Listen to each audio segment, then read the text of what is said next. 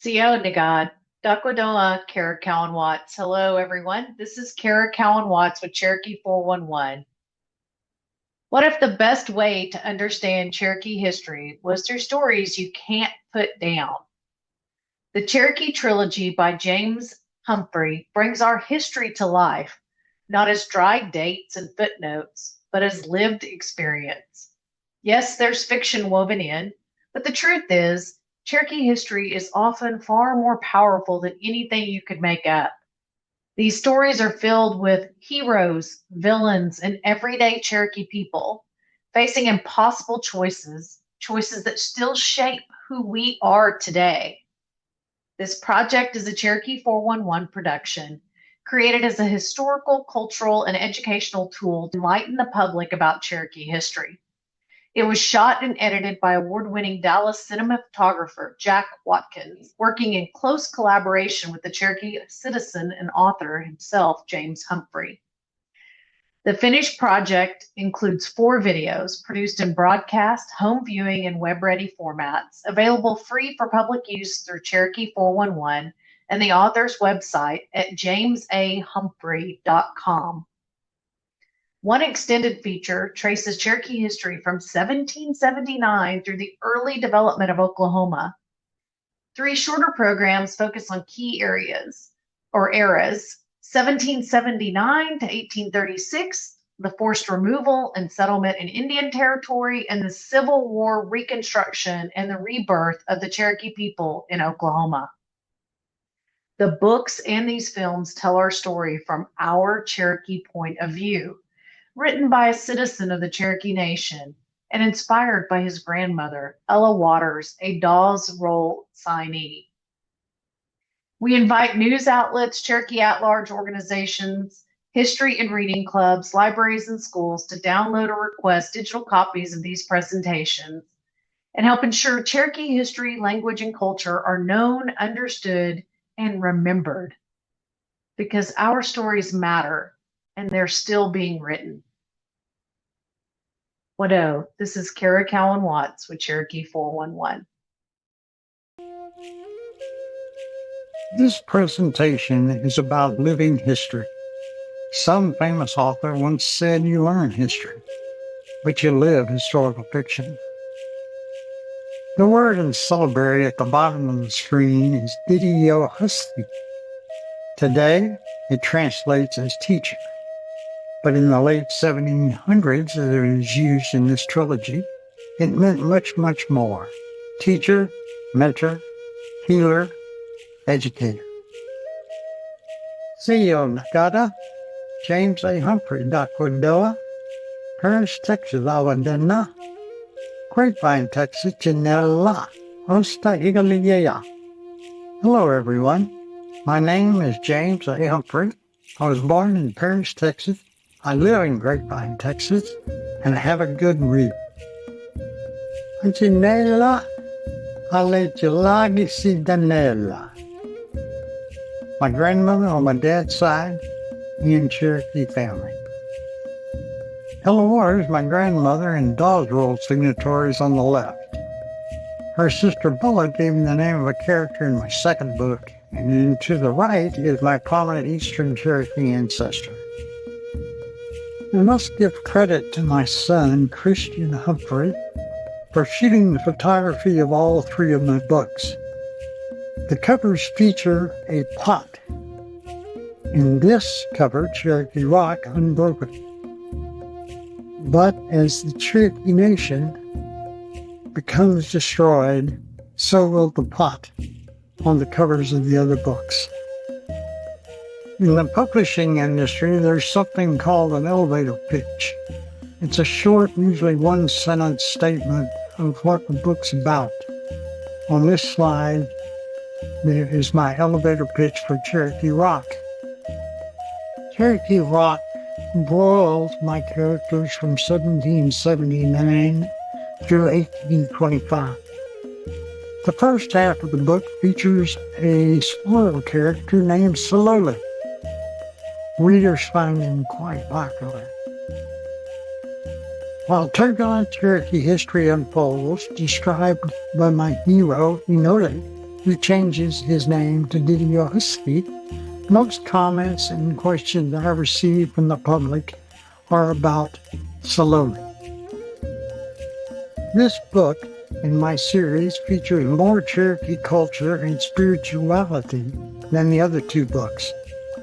Raven mockers play an important role in my plot, and these spirits are primarily of Eastern Cherokee origin. The main destruction of the Cherokees in the books, however, is smallpox. My healer hero explores its historic treatments. Cherokee Rock is a fictional location that I totally made up. Readers continually speculate that it is a real place. The most common actual location proposed is Lookout Mountain in Georgia, but I've heard others. Also in this book, my hero talks to animals, in particular a deer, which ranks slightly behind Saloli in popularity. A theme of this book that I enjoyed exploring was the opposing Cherokee good versus bad collision of traditional thinking and the adaptation of the white man's ways. In fact, the conflict resolves in the final revelation upon Cherokee Rock and frees my hero to welcome peace. However, this presentation is about the history that underlies all three of my books. Much of Cherokee Rock, the first book, explores the turbulence of white settler and Continental Army encroachment into Dragging Canoe's Chickamauga settlements shown on this map. To set the opening stage of this book, it opens in 1791. In American history, 1791 was a pivotal year. The British switched from a northern to a southern strategy. One of our, probably an ancestor of one of you, Dragging Canoe, led resistance in the Carolinas. Patrick Henry in 1791, that Patrick Henry that you're thinking of, ordered 300 Cherokee warriors and 50 British loyalists to invade the Chickamauga towns of Dragging Canoe. Dragging Canoe and his warriors were out of the settlements on a raid, and these British troops floated down the Tennessee and attacked the Chickamauga towns, destroying most of them. Dragging Canoe later returned and restored his settlements. But that was the opening, and that's what's happening in the very beginning of the book, where the hero, Enoli, is a young man who loses his mother to smallpox. Dragging Canoe is the dominant minor character in the early part of Book 1. He shares the historical context of the time with smallpox and other diseases already present in the Cherokee population, but with new strains primarily spread by slaves fleeing their condition under the protection of Cornwallis in his Revolutionary War Southern strategy. During this early part of the Revolutionary War, the Cherokee were pivotal, controlling Tennessee, North Carolina, and north of Georgia and Alabama. They were allied with the Cherokees primarily because Britain issued the Proclamation of 1763, which promised limited colonization, and that promise cemented Cherokee affiliation with Britain. Of course, that promise, like most promises to the Cherokee, was not kept. Britain viewed Cherokee as a force multiplier for Cornwallis's troops in the southern part of the United States in the Revolutionary War. Other Cherokee minor and not so minor characters in the story are to me more dimensional and interesting. Old Tassel, Pumpkin Boy, John Kirk, Doublehead, John Watts, and my fictional son of Stone Cloud represent deep divisions within Cherokee society at the time. A theme in late 1770s Cherokee history was war versus peace and resistance versus accountability. The Cherokee had been dealing with smallpox and leadership problems throughout their own history. Both issues had disseminated the population by the early 1720s. It was kind of broken into two groups. Group one, which were more warrior and more attack-oriented to the colonists, was led by Dragging Canoe and another chief by the name of Doublehead.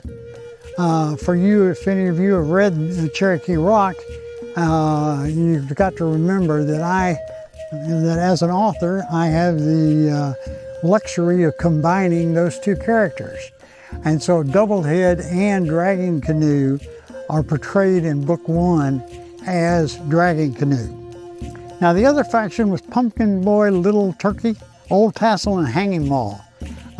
They were fascinating individuals, all more peaceful oriented and more inclined to negotiate with the colonial settlers and the governments. But after 1817, Britain was gone and had signed the Treaty of Paris, which claimed sovereignty over all of our Cherokee lands. The late 1700s main feature was a massive land grab by white settlers in the expanding colonies of the early United States. All treaties were about the Cherokees relinquishing their land, as Son of Sun Cloud called promises like leaves that blow away in the wind. The Cherokee country map on this slide shows our shrinking land under our control. In the book, Enoli, my hero, is in school at Cherokee Rock during this time. So there's not much in the book conversation about these treaties, but it is obvious from the emotional situation that he has faced that Cherokee lands were being stolen by treaty and treachery. My book spends action capital on the Battle of the Wabash in 1791 Ohio, where the U.S. Army suffered its most devastating defeat by indigenous forces ever, with a significant Cherokee component under the command of Miami Chief Little Turtle and Shawnee Chief Blue Jacket. Dragging Canoe sent warriors, but was not there, as he is in my fictional account. The zenith of the Cherokee population occurred in the late 1400s and the early 1500s. At that time, estimated at 30 to 40,000 total population. By the 1790s, there were estimated between 16 and 20,000 Cherokees still in existence. No precise censuses occurred. Those numbers are based from different accounts and usually warrior counts by the British or the American Army. The Battle of Wabash in 1791 was the biggest defeat that the United States Armed Forces had occurred at Indian hands, much bigger than the famous thing in with Custer. I forget that? Little Bighorn. Yeah. This battle was much larger. Even though the Cherokees dominated, it was not very significant in the Cherokee power structure. But what it did do was give Dragging Canoe and Doublehead inspiration to continue their resistance against white settlement. The 1800s featured pressure on the Cherokees from the United States government to abandon their lands. But there were also years of Cherokee development of language, mass education, adoption of Christianity, and expansion of slavery. My trilogy focuses on our heroes' battle for normalcy and resistance on Cherokee Rock during those years. My hero in this book is Enoli. In the process of his education, his name is changed to Diyotsky. And he battles the bad guy in the book, who is another fellow named Mohi. Mohi is fictional. And he battles him for the soul of the Cherokee people. And it's a story of the old ways against the new. Civilization programs, quote, quote, were being pushed from Washington. George Washington, Thomas Jefferson, and Monroe pushed our people to abandon traditional things like blood law, clan justice, and town-based authority. They also pushed during this time, to initiate written laws, the courts, and the National Council.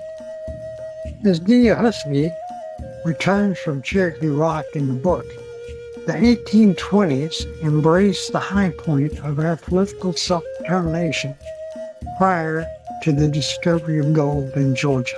By the 1820s, the Cherokees were forced by the government to have written laws, courts, police, and constitutional government. By 1827, the United States had imposed government-sponsored schools, churches, plantations, and slavery. Slavery was the adopted policy of the United States, and the Cherokees had a black population of slaves, primarily coming to Texas from Louisiana, because Louisiana was the rice-producing capital of the United States, and many slaves that worked in Louisiana, separated and fled into Cherokee territory for protection. The bad thing about it was the Cherokee agreements with the government required that the Cherokees very often return these escaped slaves. As the first book concludes, and Cherokee Rose introduces the time span in Cherokee Rock includes the Cherokee-America Wars, haunted by the scourge of smallpox epidemic, and a slow disintegration of the Saloli population and culture into 1838's removal.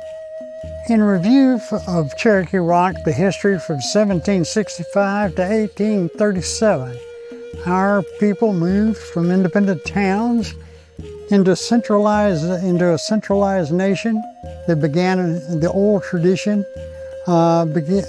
converted over into mass literacy and culture autonomy and forced assimilation.